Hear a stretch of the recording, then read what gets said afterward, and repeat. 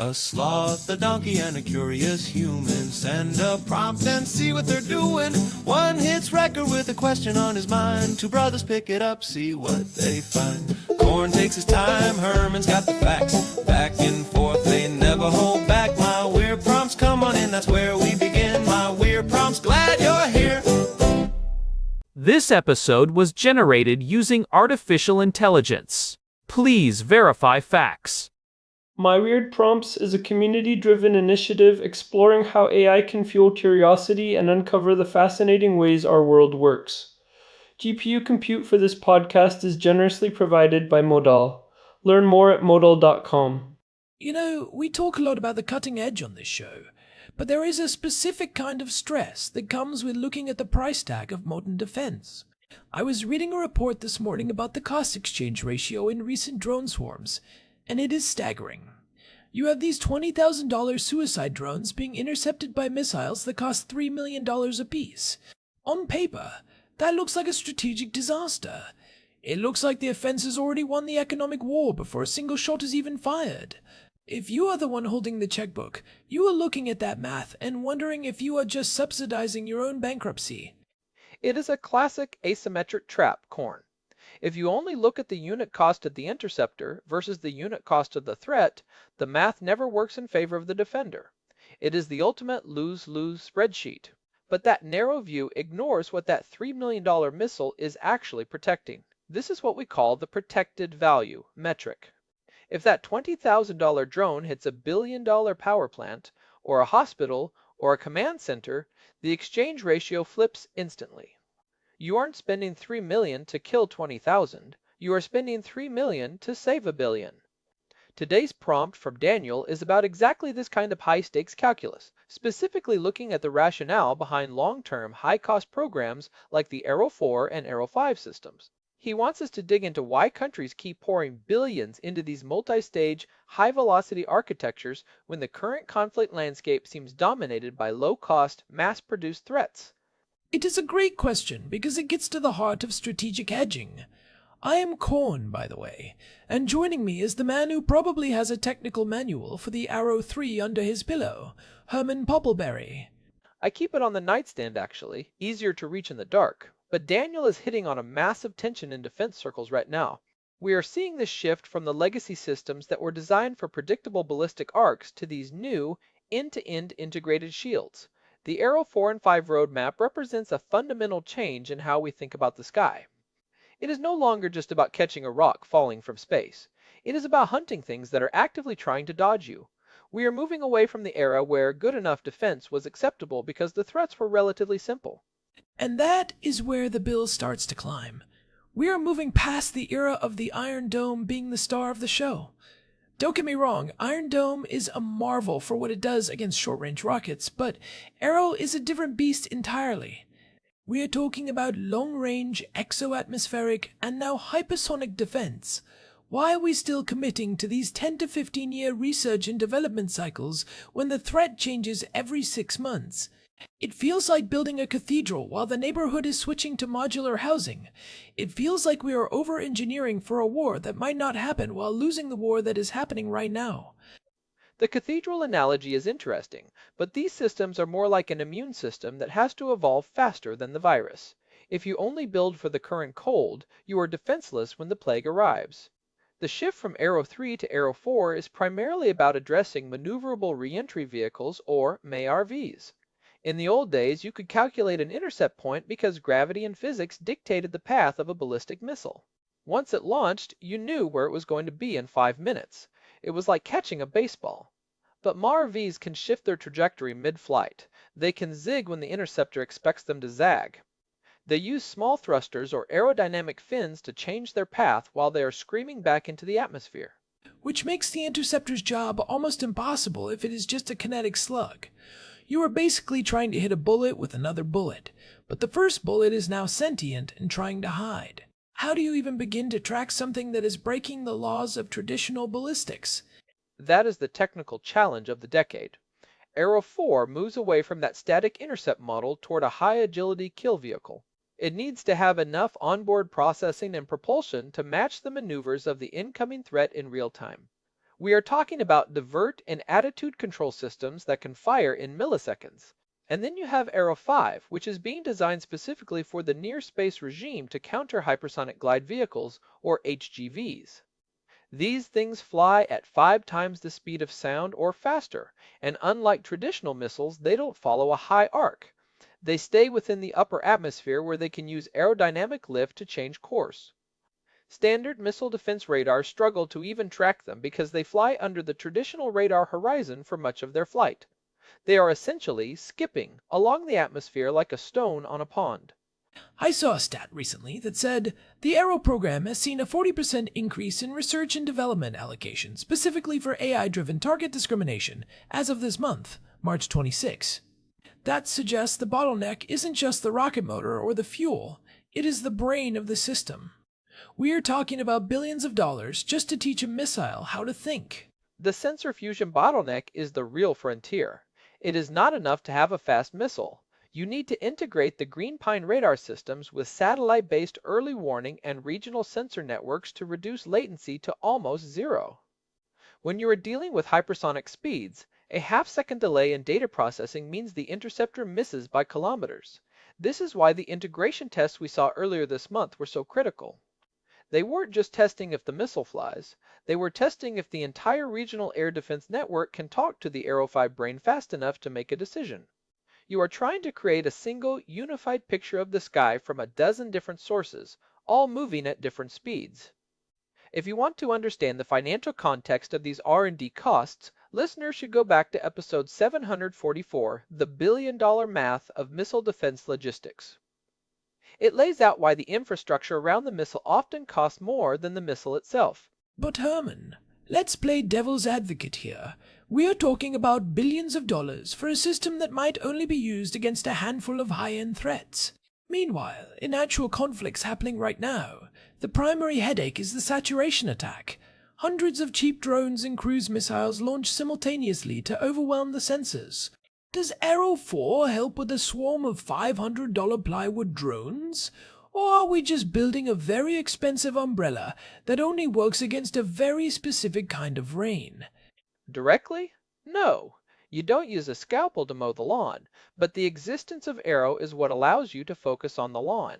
If you don't have a top-tier shield like Arrow 4 or 5, a state actor can hold your entire civilian infrastructure hostage with just 2 or 3 high-end ballistic missiles. You have to have the high-altitude cover so that your short-range systems like Iron Dome or David's Sling can do their jobs without being bypassed. It is about closing the vertical window.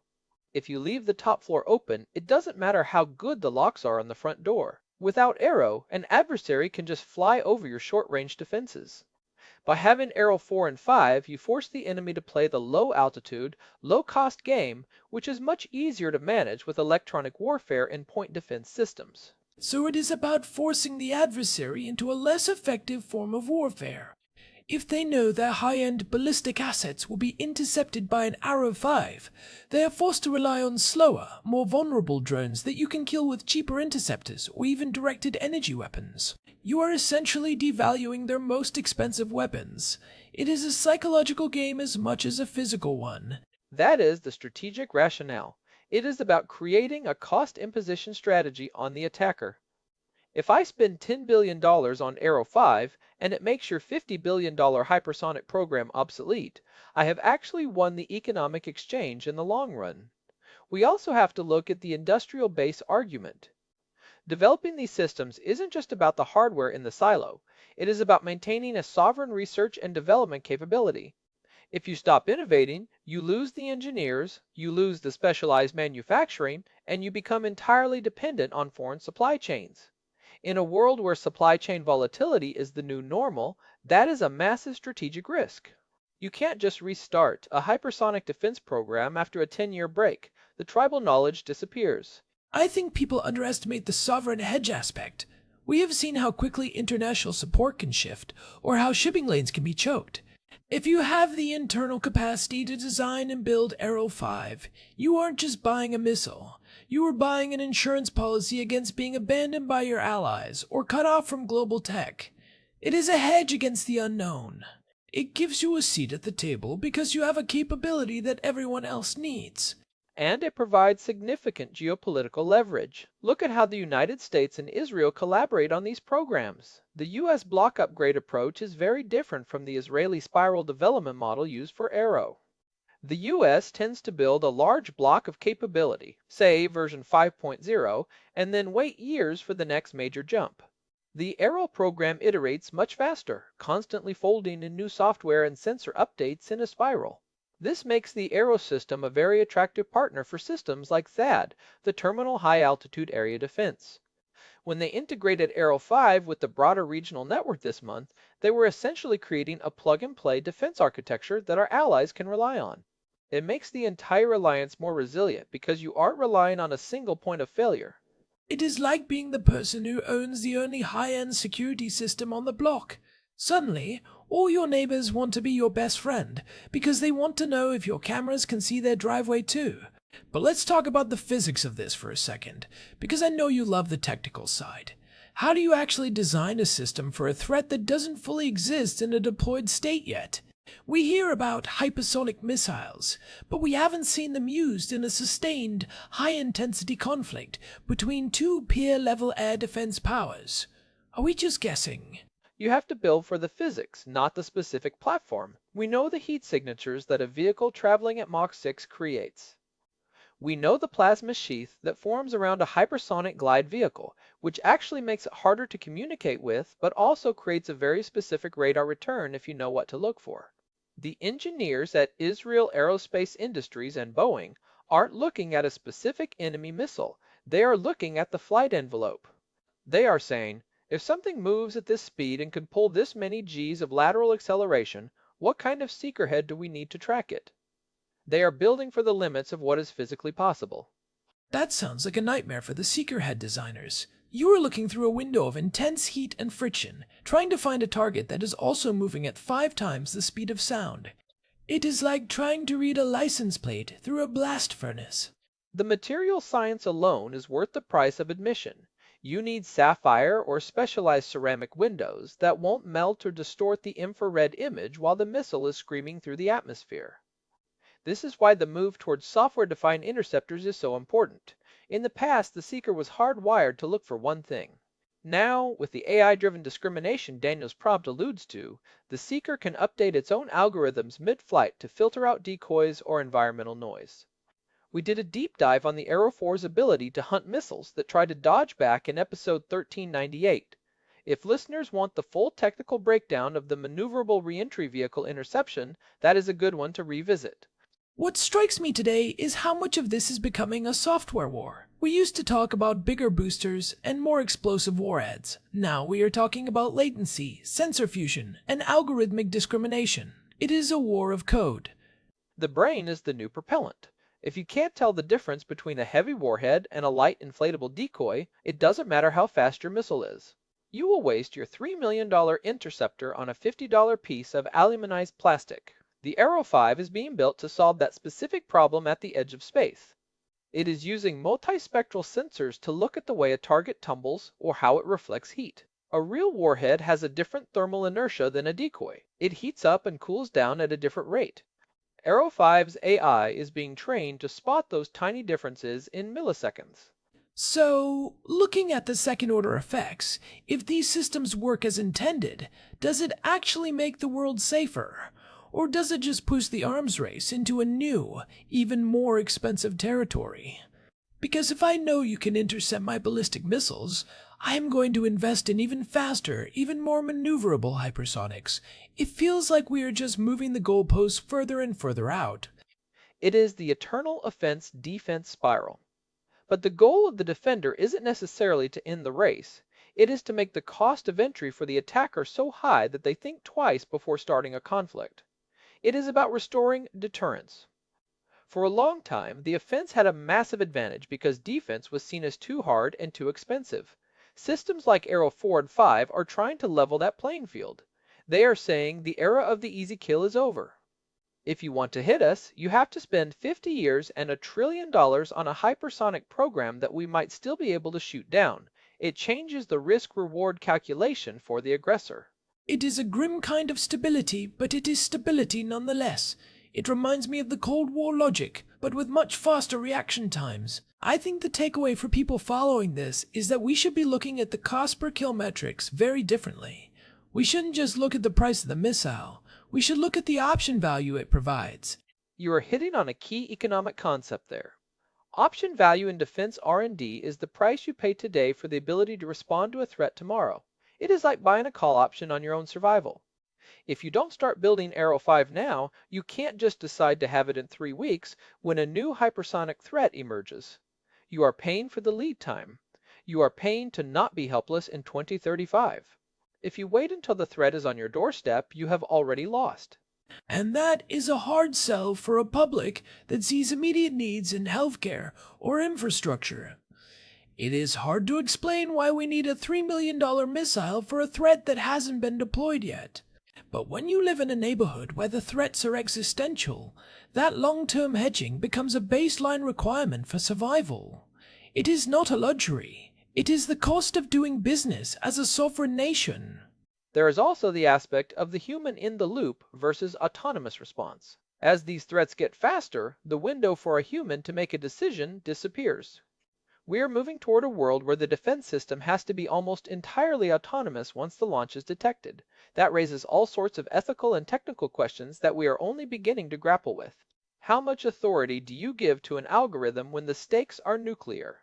That is the part that makes me uneasy. We are essentially giving the keys to the kingdom to an algorithm because the physics of the engagement don't allow for a committee meeting.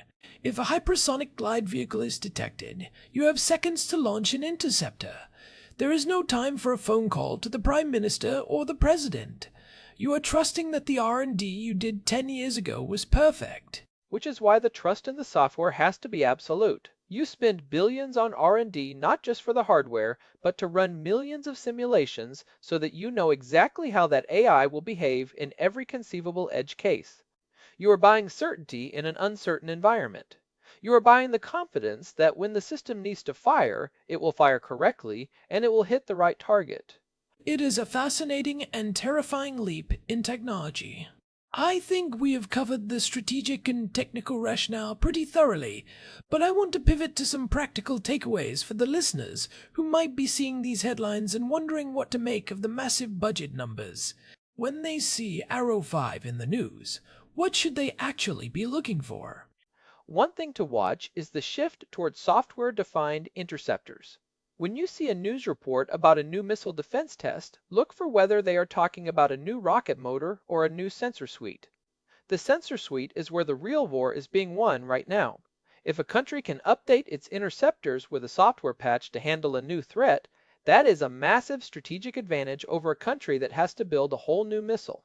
Also, pay attention to the term multi-domain integration. That is the secret sauce.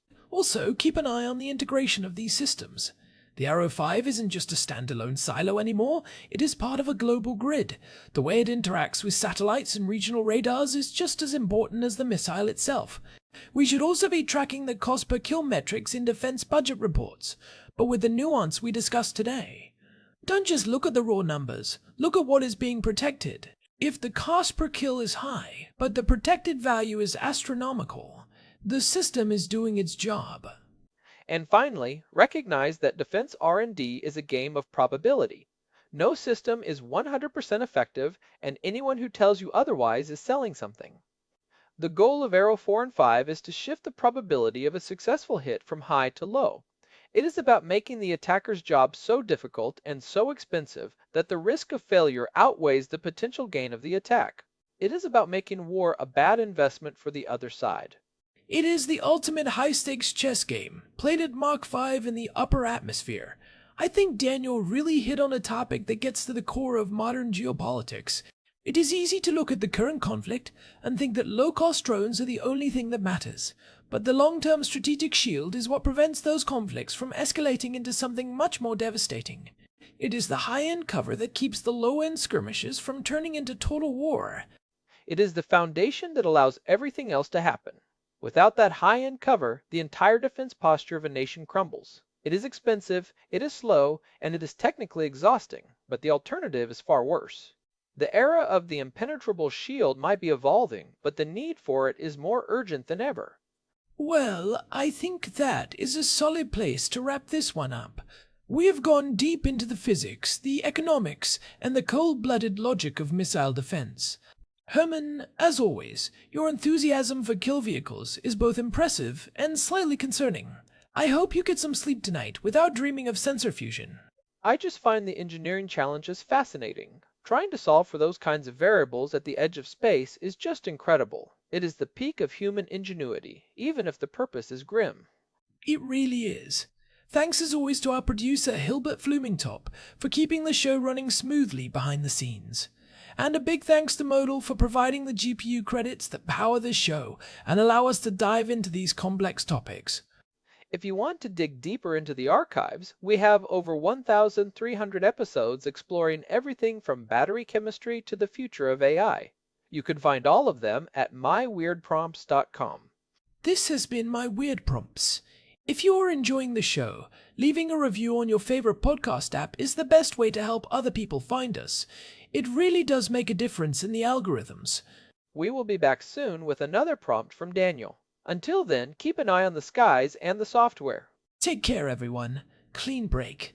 This episode was generated using Gemini Flash 3. Text-to-speech engine was Chatterbox. Thanks for listening to our show, My Weird Prompts, where our thoughts go from slow takes to facts on cue. We change and follow through. My weird prompts.